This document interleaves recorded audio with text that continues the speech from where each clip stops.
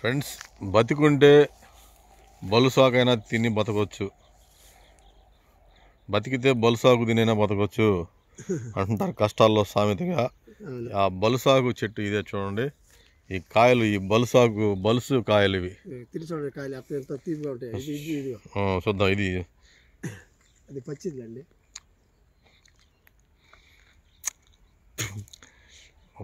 రేగ్గాయలాగా ఉంది ఇతనం లోపల.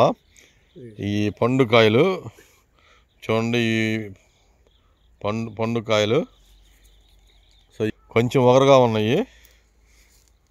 పచ్చి అంటే ఇది కలర్ అంటే మామూలుగా పసుపు రంగులోనే ఉంటాయా?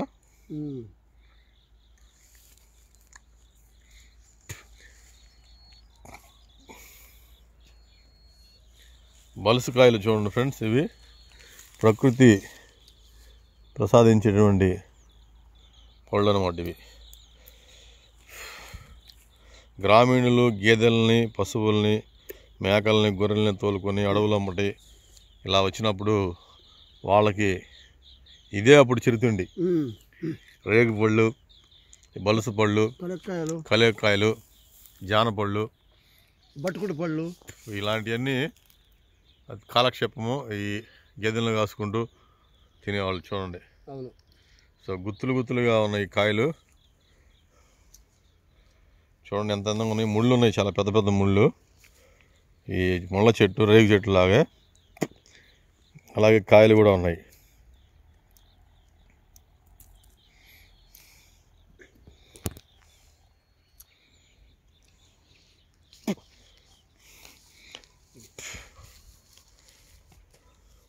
సో అక్కడక్కడ ఇలా ఉంటాయి చెట్లు, ఆకులు. బలుసు చెట్టు, బలుసు ఆకు అంటే ఇదే అంటే సో ఇదే బలుసు ఆకు, బలుసు చెట్టు. బతికుంటే బలుసాకైనా తినవచ్చు అంటే దీని అర్థం ఈ పళ్ళు బాగా పండిన పళ్ళు తీయగా ఉంటాయి, గుజ్జు పైన తోలు పలసగా ఉంటుంది, విత్తనం పెద్దది ఉంటుంది, మన రేగు పళ్ళు లాగా ఉంటాయి. చెట్టు నిండా కాయలు చూడండి ఎలా ఉన్నాయో. సో ప్రకృతి నిండా మానవాళికి ఉపయోగపడే మొక్కలు, చెట్లు ఎన్నో ఉంటాయి. ప్రకృతి పరిసరాలు, గ్రామీణ పొలిమేరలు, కొండలు, గుట్టలు ఇలా ఉన్న చోట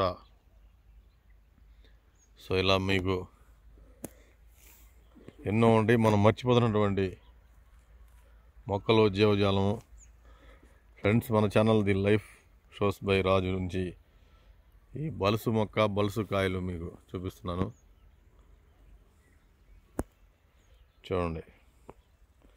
చూసారు కదా బలుసు చెట్టుని, బలుసు కాయలు, బలుసు ఆకు అంటే ఇది. Okay friends.